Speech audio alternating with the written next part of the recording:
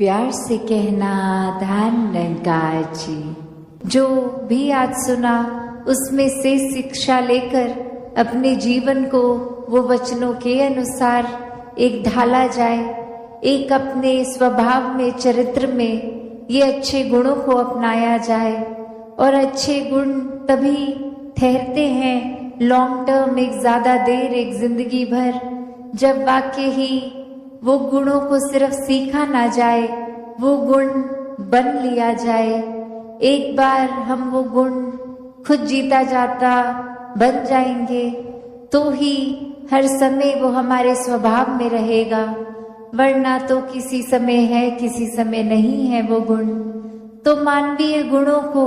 हर समय अपने अंदर रखना है तो एक एक गुण को पहले स्वयं बनना होगा, और वो बना तभी जा सकता है जब ये गुण जहाँ से एक स्रोत से शुरू हुए हैं, उपज हुई है इस परमात्मा से अपने मन का नाता जोड़कर फिर वो गुण बन भी जाएंगे और प्रदर्शित भी होगा जीवन में। इस परमात्मा से ये मन का नाता जोड़ना बहुत ही जरूरी है। और कैसे? फिर वो मन का नाता सिर्फ कुछ समय का नहीं, हर समय का। एक अस्थिर जो जीवन है,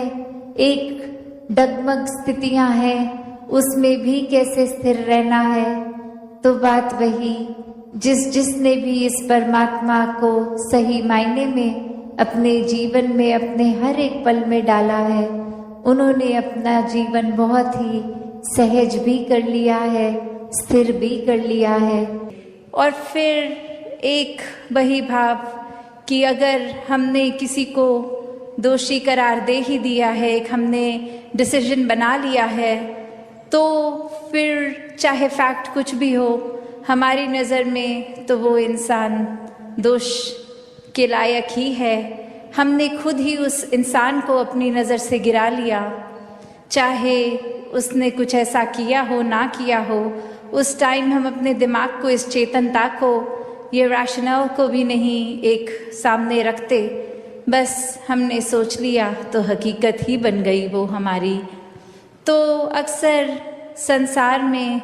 इंसान अपने बहुत सारे ऐसे सत्य बना लेता है, तो कैसे वो सच्चाई हमने सोच ली, वो कल्पना कर ली, तो वो एक हमारा ही नज़रिया, वो माय वे और द हाईवे वाली बात कि जो मेरे सोच है वही सही है, औरों की राय मैटर नहीं करती, औरों का तरीका मैटर नहीं करता। तो ऐसी सोच अगर है तो हमारी ग्रोथ कहाँ है उसमें? एक जीवन को फिर हमने इतना ही अपने आप, अपनी ईगो से भर लिया, अपनी सोच से, अपने माइंडसेट को ही एक सही मानकर। तो कैसे इस जीवन में जब जिएंगे तो वो माया रूप यहाँ पे हावी होगा, क्योंकि when we are so full of ourselves, तो हम लर्निंग कहाँ से करेंगे, जबकि इस निराकार, इस दातार ने तो हर जगह इस कण कण से शिक्षा लेने का एक रूप दिया है। इस परमात्मा से जुड़कर जीवन में खुद भी एक अपने रोशनी ही करा जा सकता है, फिर वो मन का ठहराव अपने आप आ जाता है। तो भाव वही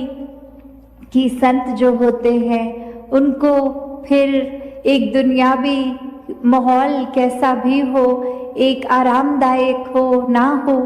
फिर भी एक संत तो उस दुनियावी माहौल में रहते हुए भी उस दुनियावी माहौल से ऊपर ही रहते हैं, एक आनंद की अवस्था में, हर स्थिति में खुद को एडजस्ट करते हुए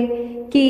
एक जहाँ स्थिति जो है उसको अगर वो सही भी करनी है तो उसमें प्रयत्न करना है, एक अपने दुनियावी रूप में अचीवमेंट सपने बनाकर उस तरफ चलना है। पर अगर परमात्मा को मंजूर नहीं और वो एक कार्य उस तरह से ना हो जैसा सोच रखा है, तो भी एक परमात्मा को कोसते नहीं है भक्त, एक परमात्मा को शुक्राने भाव से यही मन के भाव रखते हैं कि इसी में ही भलाई होगी, इसलिए ये कार्य हम जैसे चाहते थे वैसे नहीं हो पाया। तो कैसे अपने जीवन को भक्तों ने हर समय इस परमात्मा के ही आसपास केंद्रित रखा कि एक दुनिया में हर दिन कैसा भी समय आ सकता है, पर ये परमात्मा ही है जिसके आश्रय एक अच्छा और बुरा समय दोनों ही आराम से कट जाते हैं। जहाँ फिर ये मन में सोच नहीं आती कि एक जीते जी बेचैन है और जीने के बाद जब ये मौत हो जाएगी तो इस आत्मा का क्या होगा, क्योंकि जिन्होंने जीते जी इस परमात्मा को जान लिया, देख लिया, इसके साथ जीवन का हर पल अपना जिया,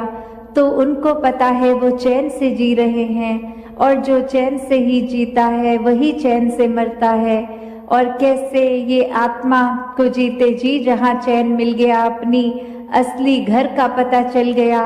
एक क्या है ये आत्मा, वाक्य में सिर्फ शरीर नहीं है, एक आत्मा तो इस परमात्मा का अंश है। तो बात वही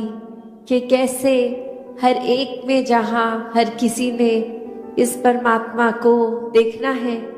हर एक के अंदर वो कैपेसिटी है, वो पोटेंशियल है कि कैसे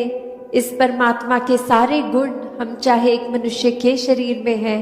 पर परमात्मा जैसे देवीय गुणों से हम युक्त हो सकते हैं, ह्यूमन वैल्यूज से युक्त हो सकते हैं। ये मन में कंपैशन, काइंडनेस, दया, क्षमाशील होना, एक मन में प्यार का भाव, प्रेम का भाव, ये लव, ये सरेंडर, ये ब्रॉड माइंडेड होना, हर एक को एक्सेप्ट करना, हर किसी के लिए वही भाव हो कि ये इंसान से बहुत कुछ हमें सीखने को मिल सकता है।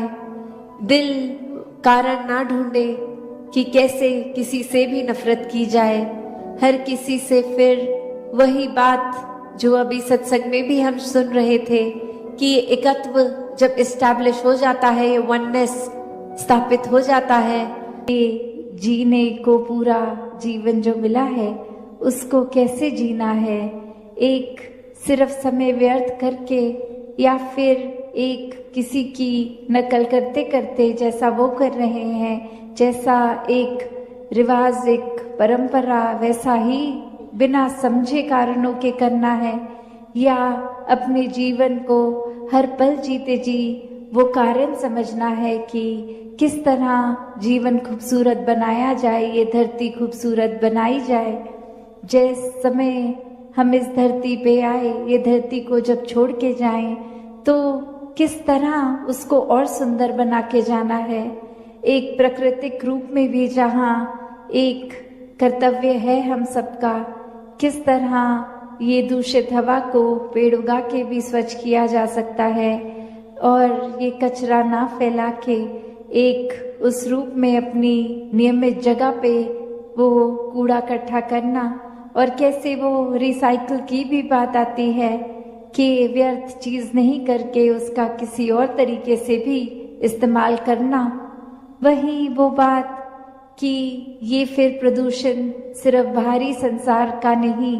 ये जीते जी हमें अंतर मन को भी साफ करना है, इस परमात्मा को और बसा के,